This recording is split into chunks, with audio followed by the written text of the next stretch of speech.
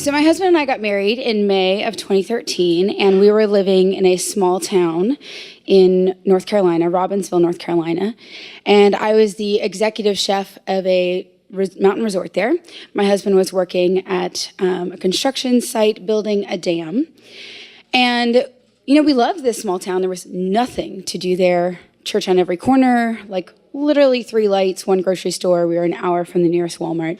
But we loved it. It was quiet. It was peaceful. It was where we met. It felt like we wanted everyone to come and celebrate. And of course, we were hosting a wedding, so we were like pulling out all of the stops. So everyone was traveling from very far away, so we had this whole weekend wedding, and my mom came a few weeks ahead of time to help me work out seating arrangements and, finalize little details, decide who was going to do what, all that sort of thing. And somewhere in all of this grand planning, we came up with this brilliant idea. My husband's from Philly. My mom is from Kentucky, my dad's from Ohio, so there were going to be kind of a mix of Southerners and Yankees, and so we really wanted to show these Yankees, sorry, I guess we're above the Mason-Dixon line here, right? So we wanted to show these Yankees a good time, and so my mom and I came up with this brilliant idea to invite a local celebrity. How many of you have ever seen the reality TV show Moonshiners? Anyone? No one? No one? Somebody back in the corner. Okay.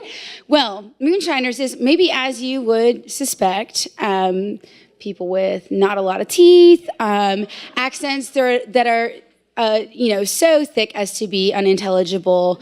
There is drinking. They are making moonshine on this show. So anyway, we had a local celebrity, Jim Tom. He is a moonshiner. Jim Tom. Jim Tom. And the stories are numerous, like he doesn't have a license anymore. He's had so many DUIs, so he actually just drives a scooter, and this is very mountainous, windy, curvy roads, and there's a story of him driving up the mountain on his little moped, because those are illegal to drive without licenses, and the cops behind him have the lights going and the sirens, and he's gunning it saying, "You'll never catch me!" That's what we were in for. So he used to sit out front of the little gas station on my way to work, and he'd just be hanging out, and I said hi to him all the time. He knew who I was. He actually lived just 3/4 of a mile from me. So my mom came into town a few weeks before the wedding. We had the great idea to invite Jim Tom to come to a roast the night before wedding. We were going to roast marshmallows, and it was a roast your host. So we wanted our friends and family to roast my husband and I before our wedding, tell all the funny stories, put all the dirt out there. So we said, "Hey, Jim Tom, why don't you come?" And in inviting him, we actually had to stand out front of his house for 40 minutes while he was holding court with all of the locals and telling his story. And so we were like, "Oh my God." I was like, "Mom, this is going to be fantastic. He's going to come with moonshine. Everyone is going to be so entertained." So the night of the roast approaches. We've all had dinner. We go down to our fire pit area. We're telling stories, or getting ready to tell stories. Jim Tom is the first one there. And he didn't bring any moonshine because he drank it all. So he was flat out drunk before anyone showed up, and proceeds to spend the entirety of the roast copping a feel. There's a wonderful picture of me going like this, with my arms crossed in front of me, and I just have major bitch face. And Jim Tom is next to me, just trying his hardest to get his hand in there, with plenty of photographic evidence. He doesn't mind at all. He actually he turned to my mom at one point and said, "You have some big old titties."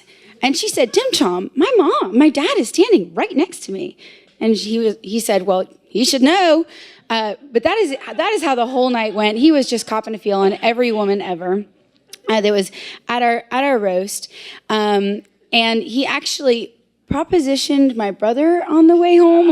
My brother felt the need to ride in the vehicle with my sister-in-law that was also delivering Jim Tom to his home. She was he said, I just have to make sure she gets home okay, so I'm going to ride with them. And then after she got dropped off, Jim Tom turned to my brother and said, "Would you suck my dick for $25?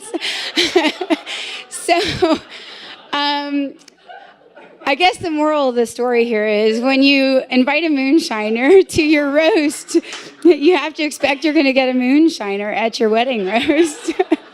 Well, that's it. Thanks.